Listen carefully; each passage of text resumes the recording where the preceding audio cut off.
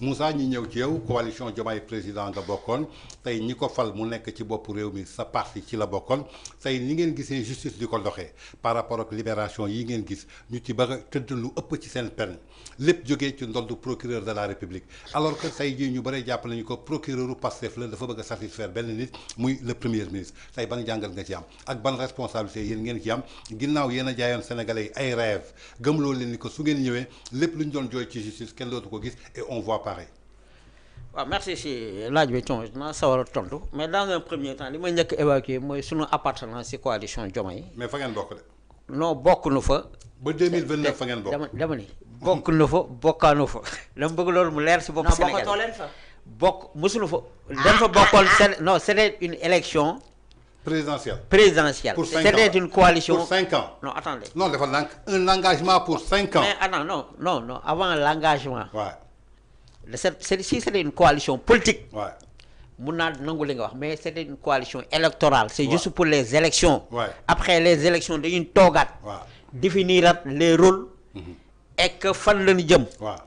Si contexte bobu la andol ak ñom. Ouais. Malgré leur promesse lo xamni defoon nañu ko envers nous te respecté ñu ci dara mo leen ñi duñu ay nit yu sam seen kaddu légui lan moy sa responsabilité ci campagne bi ngeen leen accompagner ba 54,28% gëm la yow Moussa Sow gëm sa leader Birima Mangara ba fal leen ci bop réew mi ngeen bëgg génné seen responsabilité à 15 mois c'est impossible. Non, les responsabilités sont partagées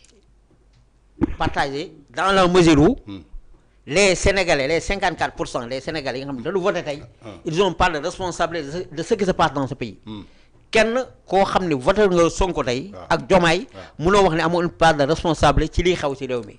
Donc nous assumons nos responsabilités par rapport ak li xew.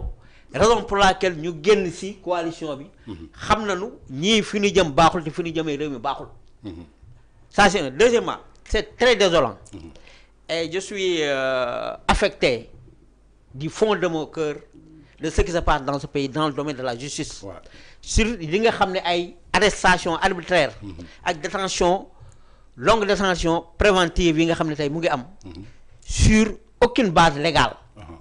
Sur un délit d'opinion wala une simple information ñu taxé la de diffamation. Alors que pays bi dañu xex.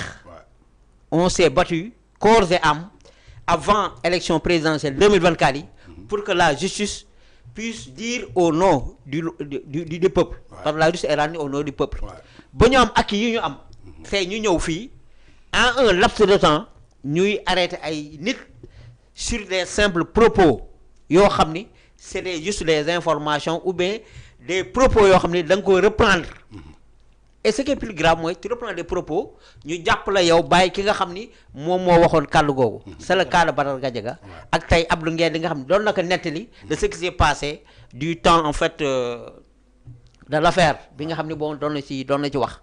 Donc lolu le procureur est un procureur de la République de non, mais un procureur du régime en réalité parce qu'il est choisi par le président de la République.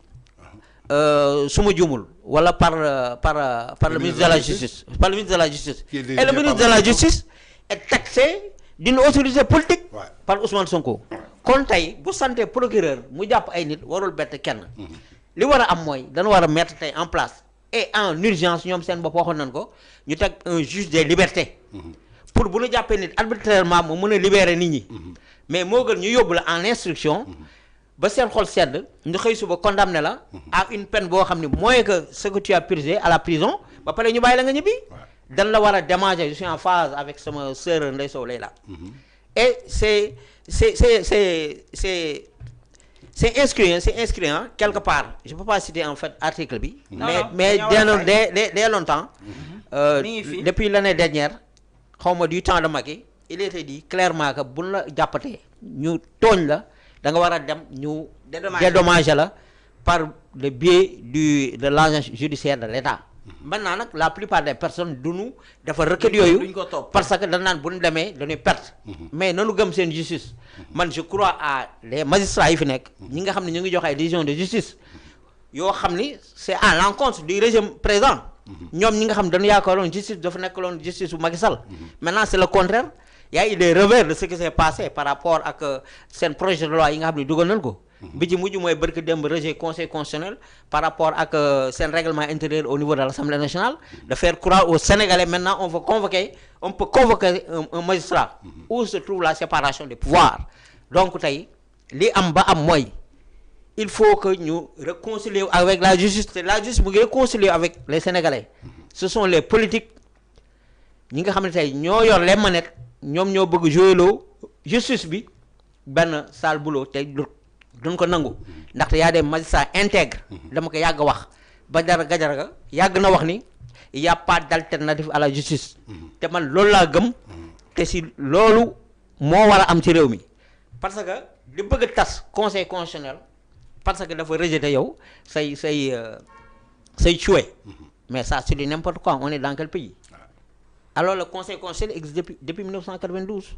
Ça nous a valu beaucoup d'alternance et une stabilité dans ce pays. bu loolu ñoom tey Sénégal ñoom ñii duñu jël nguur gi donc ci gàttal justice bi man ñi fa nekk li jël ay ndogal au nom du peuple avec leur ultime conviction man gëm naa ne ñu ngi def seen liggéey te kenn mënu leen manœuvrer créer haute cour de la justice haute cour du conseil constitutionnel la gaa yi bëgg a créer pour tas conseil constitutionnel ay ca bismillah bépp magistrat bu ñu fa teg def naa ne serment am dana ko respecter te dana wax le droit et le droit c'est rendu au nom du peuple.